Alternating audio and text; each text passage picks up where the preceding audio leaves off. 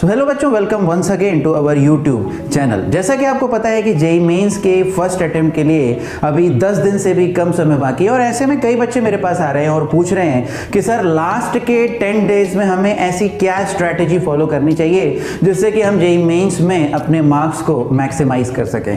तो मैंने सोचा इस पर भी एक वीडियो बना देता हूँ कि जेईई मेंस के 10 दिन पहले हमारी स्ट्रैटेजी क्या रहनी चाहिए। तो बच्चों ये वीडियो आपके लिए बहुत ही ज़्यादा इंपॉर्टेंट रहने वाला है। इस वीडियो को बिल्कुल भी स्किप मत करिएगा, लास्ट तक जरूर देखिएगा। तो बिना किसी फर्दर डिले के आज के हम इस वीडियो को स्टार्ट करते हैं। जेईई मेंस 2024 के लिए लास्ट 10 डेज की जो स्ट्रैटेजी हमें फॉलो करनी है। तो सबसे पहली चीज तो ये है बच्चों कि अब हमारे पास कोई भी नया टॉपिक कवर करने का टाइम नहीं रह गया है। तो अगर आप ये सोच रहे हैं कि कोई भी नया टॉपिक कवर करें या उस पर आप मास्टरी हासिल करें, उसके क्वेश्चन सॉल्व करें, जिससे आपके जो टॉपिक लिस्ट है वो बढ़ जाए, तो मैं यहाँ पे कहूँगा कि एक सही डिसीजन नहीं होगा।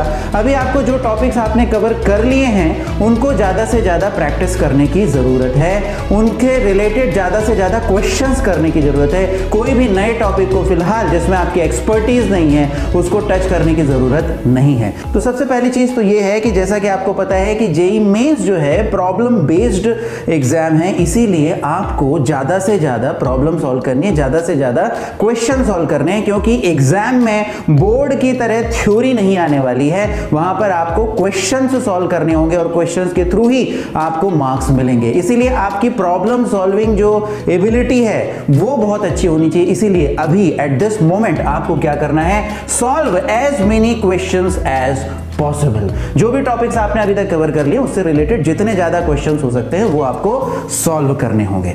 अब यहां पर दो कैटेगरी के जो बच्चे हैं वो होंगे। पहले कैटेगरी के बच्चे वो हैं जिन्होंने अपना रिवीजन कंप्लीट कर लिया है। कुछ ऐसे बच्चे होंगे, ज्यादातर बच्चे ऐसे होंगे जिन्होंने अपना रिवीजन जो है कंप्लीट कर लिया है। तो ऐसे बच्चों को लास्ट 10 डेज में क्या करना चाहिए, तो यहां पर आपको दो चीजें फॉलो करनी है। पहला चीज है कि मॉक टेस्ट जितना ज्यादा हो सके उसे देना है और साथ ही साथ प्रीवियस ईयर क्वेश्चन को जो है सॉल्व करना है। Year wise full length paper जो है उसको सॉल्व करना है। और अगर आप प्रीवियस ईयर क्वेश्चन को सॉल्व करते हो तो आपको काफी हद तक आइडिया लग जाएगा कि जेईई मेंस में किस तरह के क्वेश्चंस आप एक्सपेक्ट कर सकते हो और आपका एक कॉन्फिडेंस लेवल भी बढ़ जाएगा।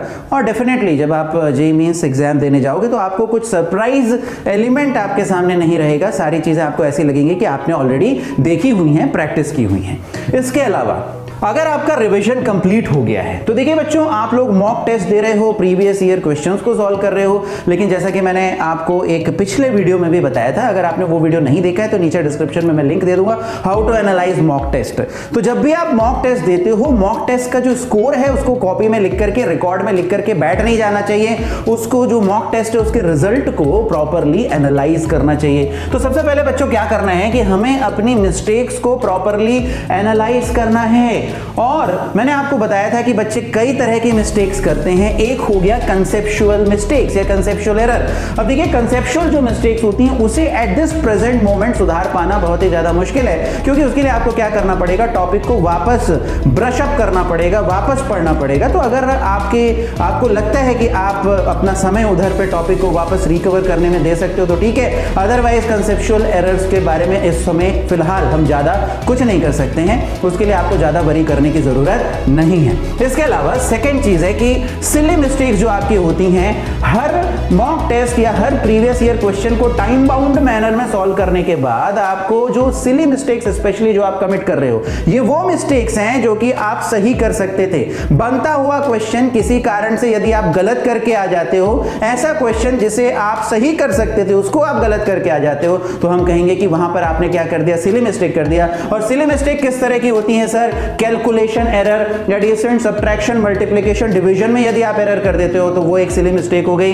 इसके बाद अगर आपने क्वेश्चन को गलत समझ लिया तो वो भी एक सिली मिस्टेक हो जाती है। क्वेश्चन को गलत पढ़ लिया वो भी एक सिली मिस्टेक हो जाती है। और जब आप क्वेश्चन के डेटा को रफ वर्क करने के लिए अपने रफ पेज पर कॉपी करते हो, अगर डेटा आपने गलत कॉपी कर लिया तो वो भी सिली मिस्टेक की कैटेगरी में आ जाता है, उससे आपके आंसर्स जो है गलत आ सकते हैं। इसके अलावा अगर आपने एक स्टेप से दूसरे स्टेप जाने में टर्म्स गायब कर दिए, नंबर्स गायब कर दिए, वो भी सिली मिस्टेक की कैटेगरी में आता है, इससे भी आपके आंसर्स गलत हो सकते हैं। और इसके बाद यूनिट कन्वर्जन्स, जैसा कि क्वेश्चन में कई बार एसआई यूनिट में सारे चीजें दी हुई होती है, एसआई से सीजीएस, सीजीएस से एसआई कन्वर्जन में कई बार बच्चे भूल जाते हैं यूनिट कन्वर्जन करना, गलती कर देते हैं, तो उसमें भी फिर आपके जो आंसर्स हैं वो गलत आ सकते हैं। तो इन 5 सिली मिस्टेक्स को जो है आपको सीरियसली अलर्ट मोड में आकर के अवॉइड करना है, मिनिमाइज करना है, क्योंकि इससे क्या हो सकता है, इससे आपसे इसके कारण आपके बनते हुए क्वेश्चन जो है वो गलत हो सकते हैं। इसके अलावा अब जब भी आप प्रीवियस ईयर क्वेश्चन सॉल्व करोगे, जब भी आप मॉक टेस्ट दोगे, तो कई बार ऐसे कुछ क्वेश्चंस होंगे जिनको आप सॉल्व नहीं कर पाओगे।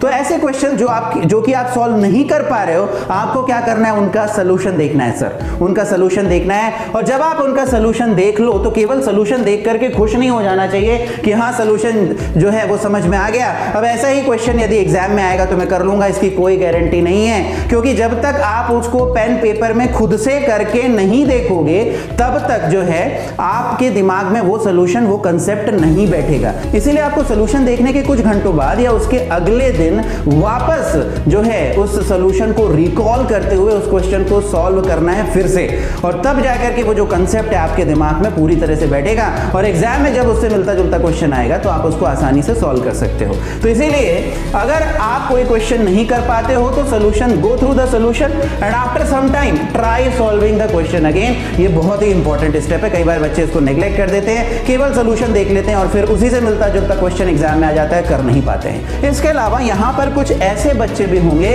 जिनका रिवीजन अभी तक कंप्लीट नहीं हुआ है सर, तो आपको क्या करना है सर, आपको भी क्वेश्चंस ही करने हैं, आपको भी पीवाईक्यूज ही करने हैं, लेकिन पीवाईक्यूज जो है ईयर वाइज या फुल लेंथ जो पीवाईक्यूज है, फुल लेंथ जो पेपर है वो सॉल्व नहीं करना है, आपको चैप्टर वाइज पीवाईक्यूज करने हैं। लेकिन यहां पर भी ध्यान रखिएगा, आपको टाइम बाउंड मैनर में ये चैप्टर वाइज पीवाईक्यूज सॉल्व करने होंगे। तो solve chapter wise PYQs in a time bound manner. इसके अलावा बच्चों आपको भी मॉक टेस्ट देना है। अब आपका चूंकि सिलेबस कंप्लीट नहीं हुआ, ऐसा हो सकता है कि आपके मार्क्स कम आए मॉक टेस्ट में, तो इससे आपको डिस्करेज नहीं होना है, लेकिन मॉक टेस्ट देना जरूरी है, क्योंकि एग्जाम लाइक कंडीशन के लिए आपके माइंड को ट्रेन करना, आपके माइंड को उस तरह से यूज टू होना, ये बहुत ज्यादा जरूरी है।